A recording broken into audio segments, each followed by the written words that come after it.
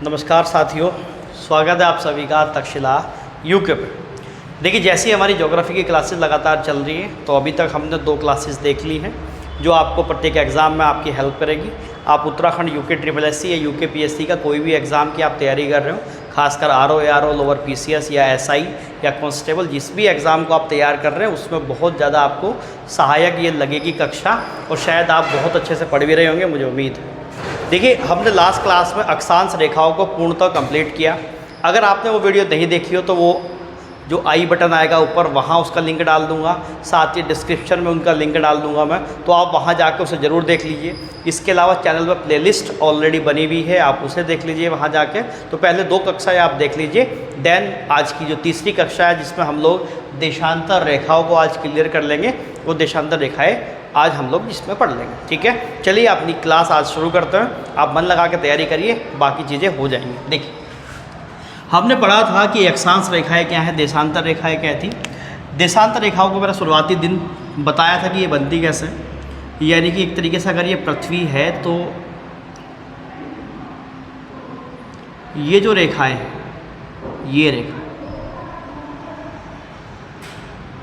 ये जो रेखाएं हैं,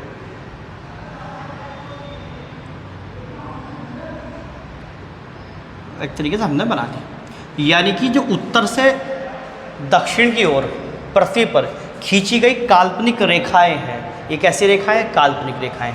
यानी कि उत्तर से मैंने उत्तरी ध्रुव था, ये दक्षिणी ध्रुव था, यानी कि उत्तर से दक्षिण की ओर पृथ्वी पर जो काल्पनिक रेखाएं खींची जाती हैं वही क्या है? आपकी देशांतर रेखाएं। मैं बताता हूँ एक लाइन में कि पृथ्वी पर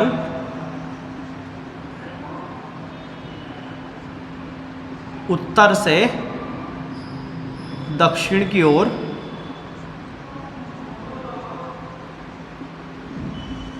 खींची जाने वाली काल्पनिक रेखाएं है ना, उन्हीं को हम क्या कहते हैं बच्चे? उन्हीं को हम देशांतर रेखाएं कहते हैं। देखो, देशांतर रेखाओं को अंग्रेजी में कहते हैं लॉन्गिट्यूड। और जब मैं आपसे पूछता हूँ कि आप कितने लॉन्ग हैं, तो आप क्या करते हैं? ऊपर से नीचे की तरफ ये बताते हैं कि कितने लंबे हैं। तो यानी कि वो चीज़ें जो ऊपर से नीचे, उत्तर से दक्षिण की ओर जो रेखाएं खींची जाती हैं, वो काल्पनिक रेखाएं, वो क्या कहलाती हैं? वो लॉन्गिट्यूड कहलाती हैं। ध्यान रखना, इंपॉर्टेंट बात है। ठीक, अब देखो दूसरी बात, ध्यान से समझना।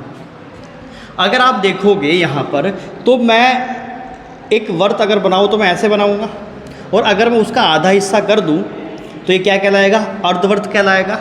आप ध्यान से देखना, अगर आपने देखा हो जब हम इसे बना रहे थे देशांतर रेखाओं को, तो हम लोग इसे ऐसे ही तो खींच रहे थे, यानी कि इसकी अगर आकृति की बात करूँ, इसके आकार की बात करूँ, तो ये कैसी होती है? अर्धवृत्ताकार होती है। बहुत इंपॉर्टेंट सवाल है, ध्यान रखना कि जो देशांतर रेखाएं हैं वो कैसी होती हैं? अर्धवृत्ताकार होती हैं। सवाल कैसे बनाऊंगा मैं कि कौन सी रेखाएं अर्धवृत्ताकार होती हैं? देशांतर रेखाएं कैसी होती है बच्चे? वो अर्धवृत्ताकार होती हैं, अर्धवृत्ताकार, सेमी सर्किल। ठीक है, ध्यान रखना, अर्धवृत्ताकार होती हैं आपकी कौन सी रेखाएं? देशांतर रेखाएं। अब देखो दूसरी बात, अगर आप एक चीज़ देखोगे तो इनके सिरे क्या है? वो ध्रुवों पे जाके मिल जाते हैं, सीधी सी बात है। यहाँ आपको इनके बीच एक गैप दिखाई देता है, लेकिन ध्रुवों को में जाने के बाद ये देशांतर रेखाएं सब एक जगह इकट्ठी होती हैं। यानी कि अब मैं ये कह सकता हूँ कि ध्रुवों पर जो देशांतर रेखाएं हैं उनके बीच की दूरी क्या होती है? वो शून्य होती है। ठीक है, ध्यान रखना, ध्रुवों पर देशांतर रेखाओं के बीच की दूरी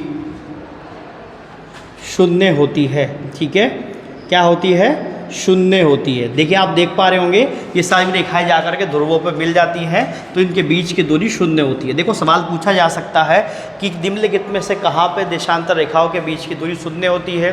कर्क रेखा पे, मकर रेखा पे, भूमध्य रेखा पे या ध्रुवों पे? तो आप क्या बताओगे? ध्रुवों पर उनके बीच की जीरो क्या होती है? शून्य होती है। इसके अलावा देखो, आप ढंग से समझना बात को, क्या बताने की कोशिश कर रहा हूँ मैं।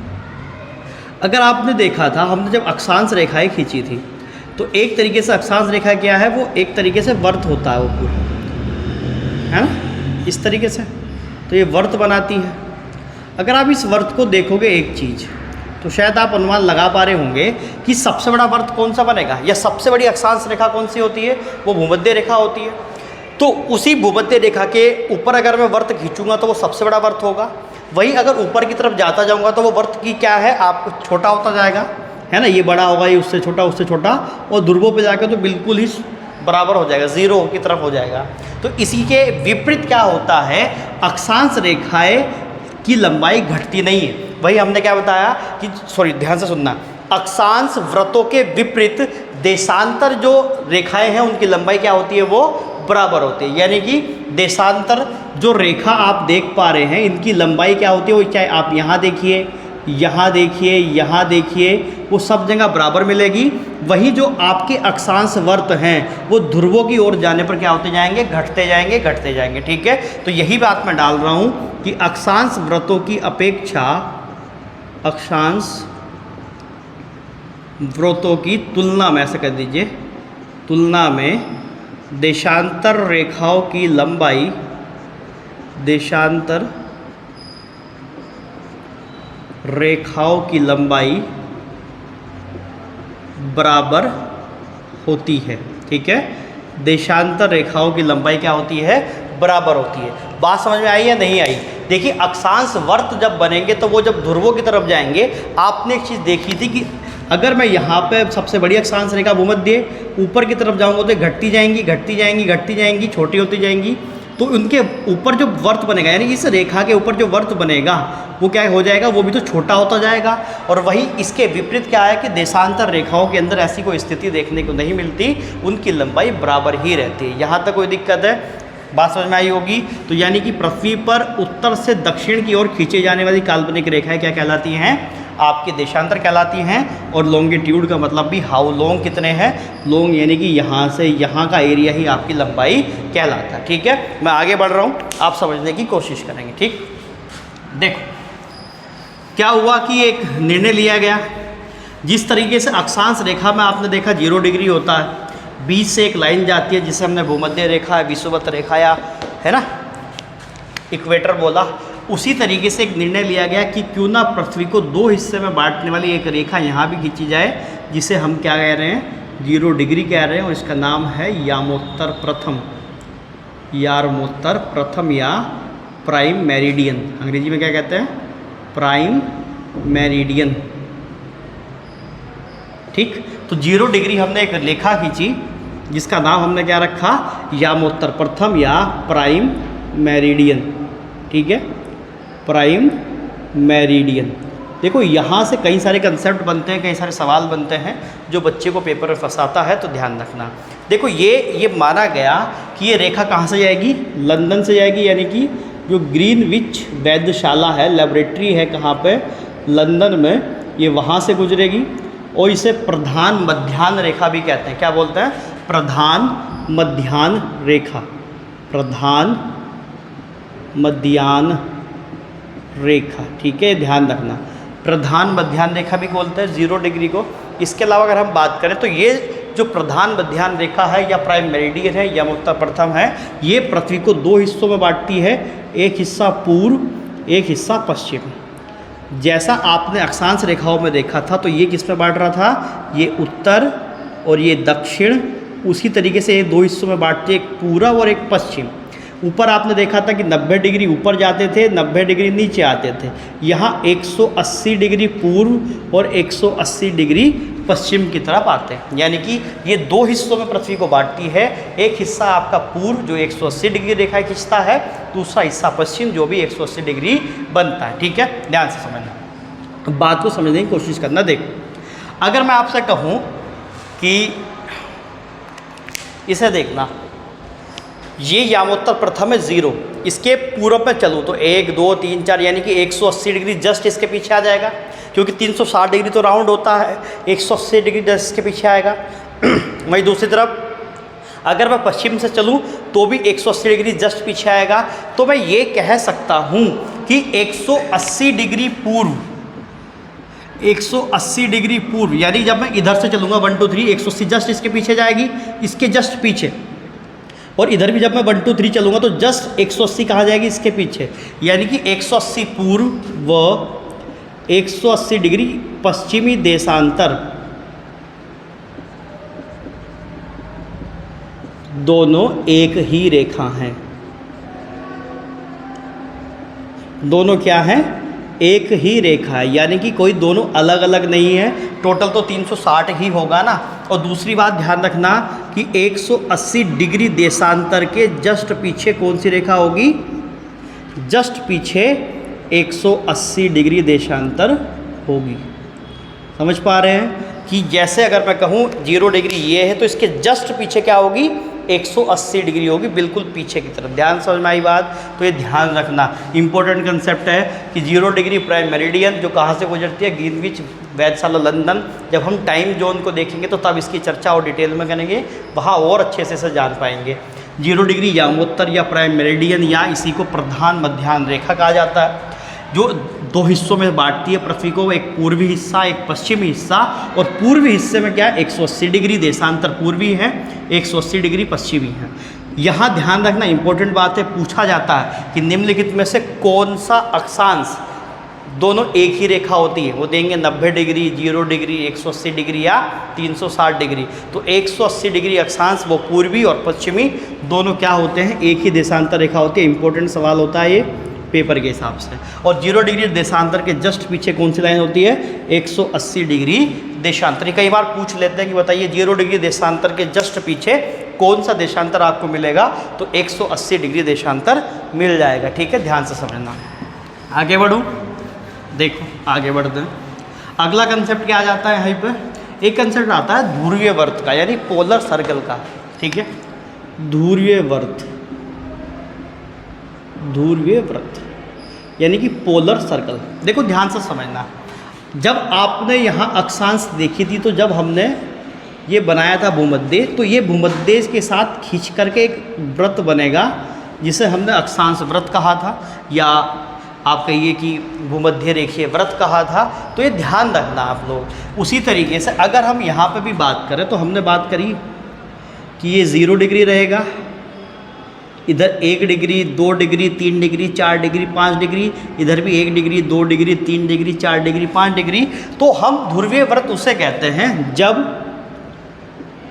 दो अक्षांशों यानी कि पूर्वी अक्षांश और पश्चिमी अक्षांश दोनों का योग कितना हो जाता है? 180 डिग्री हो जाता है। ये बहुत अच्छा कंसेप्ट है बच्चे, और भविष्य में इससे सवाल जरूर मिलेंगे, आप लोग देखना।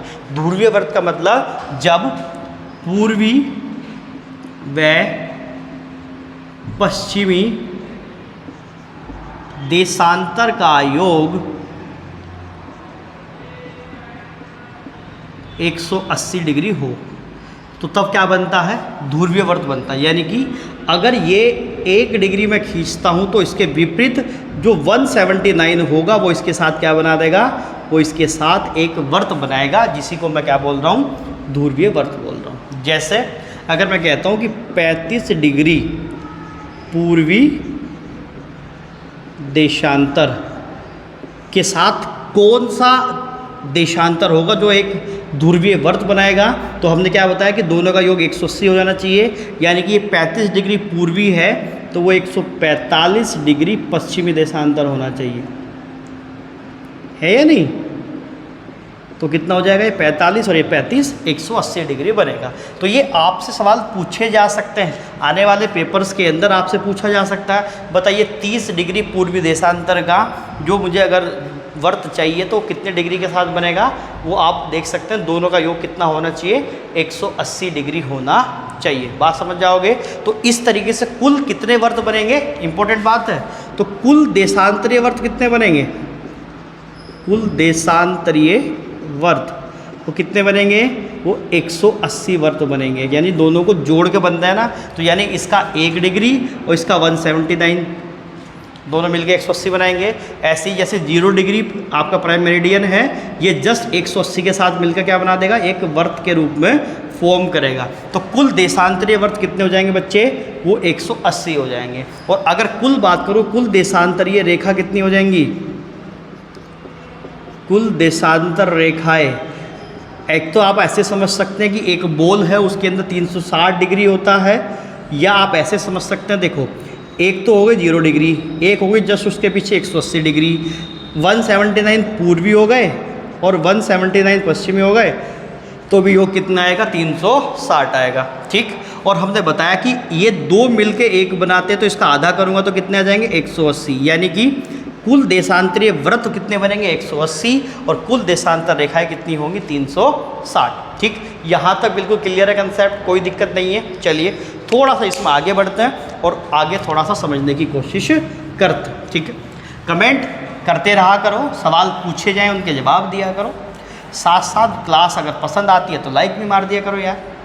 आप लोग पता नहीं क्या करते रहते हैं, पढ़ाई करते रहिए मन लगा के दासू, बिल्कुल। और देखिए एग्ज़ाम का ऐसा है कि एग्ज़ाम तो आने वाले हैं, आ ही जाएगा, लेकिन आप पूरी तरीके से परिपक्व तो रहिए, आप तैयार तो रहिए अपने आप का, कि आप कह सके कि आप किसी भी कसौटी के लिए तैयार हैं। तो उसके लिए मेहनत करते रहिए, डेली क्लासेस आ रही हैं, प्रॉपर नोट्स बनाते रहिए। और देखिए जल्द ही इस वीक से अगले वीक आप लोगों के टेस्ट देंगे हम लोग फ्री। यानी कि अगर आप अभी तक क्या करते हैं, लोगों को पैसे देते हैं, दूसरे लोग पैसे मांगते हैं आपसे पेपर कराने के, टेस्ट सीरीज़ कराने के, आपको वो भी फ्री उपलब्ध कराएंगे चैनल पे। ठीक है, इसलिए कह रहा हूँ टेलीग्राम से जुड़ जाइए बिल्कुल अच्छे से, क्योंकि टेस्ट कहाँ पे आएंगे? वो टेलीग्राम पे आपको मिलेगी PDF, और वहीं पे आपको मैं बता दूंगा कैसे कैसे उन्हें लगाना है या कैसे नहीं लगाना है। तो खुद को तैयार करिए भाई, जितनी चीज़ें आपसे पूछेंगे वही चीज़ें वहाँ टेस्ट में आप लोगों से पूछ ली जाएंगी। ठीक है, चलिए मैं आगे बढ़ रहा हूँ। देखो अब एक बात का ध्यान से समझना, अगर मैं यहाँ पृथ्वी बनाता हूँ, एक खींचता हूँ भूमध्य रेखा, तो हमने बताया था कि भूमध्य रेखा की कुल लंबाई कितनी है, या इसका व्यास कह सकते हैं। इसकी कुल लंबाई होती है बेटा लगभग 40,076 किलोमीटर के आसपास। इतनी तो होती है, कितनी? लगभग 40,076 किलोमीटर। और अगर आप इसे देख रहे हो तो यानी 0 डिग्री, जस्ट इसके पीछे 180 डिग्री और 179 इधर, तो कुल मिला करके अगर देखोगे तो इस अक्षांश रेखा को कितनी देशांतर रेखाएं काटेंगी? कुल 360 देशांतर रेखाएं काटेंगी। अभी आपने देखा कुल रेखाएं कितनी हैं, तो आप देखो दो देशांतरों के बीच की दूरी क्या कहलाती है, या दो देशांतर रेखाओं के बीच दूरी,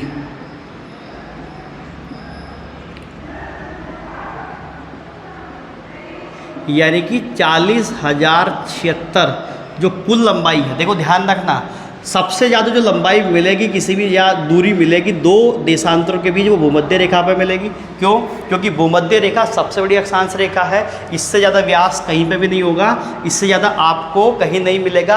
अगर आप ऊपर की तरफ चलेंगे तो भी ये घटने लगेगा, नीचे की तरफ चलेंगे तो भी ये घटने लगेगा। ठीक है, तो यानी कि दो देशांतर रेखाओं के बीच दूरी कितनी होगी? 40,076 को 360 हिस्सों में बांट दूँ तो ये लगभग आएगा 111.32 किलोमीटर। ठीक है, तो यानी कि दो देशांतर रेखाओं के बीच की दूरी कितनी होती है? 111.32 किलोमीटर होती है। ठीक, ध्यान रखना। और दो देशांतरों के बीच के क्षेत्र को क्या बोलते हैं? गोरे बोलते हैं। ध्यान रखना, दो देशांतरों के बीच के क्षेत्र को क्या बोलते हैं? दो देशांतरों के बीच के क्षेत्र को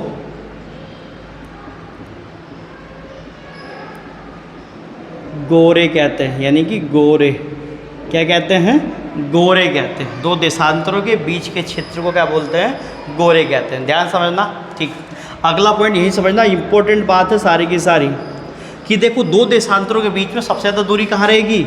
भूमध्य रेखा पर रहेगी। ऊपर जाओगे तो ये घटती जाएगी, देखो ऊपर जाओगे तो घटती जाएगी, यानी कि घटती ही जाएगी।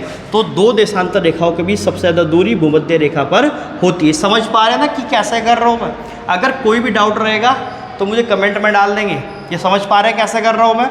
ध्यान समझ, है ना? तो दो देशांतर रेखाओं के बीच सर्वाधिक दूरी भूमध्य रेखा पर होती है।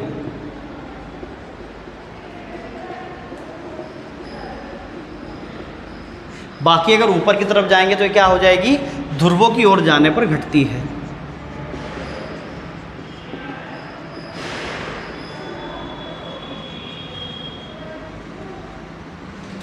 ठीक है, ध्रुवों की ओर जाने पर क्या होती है? ये घटती है।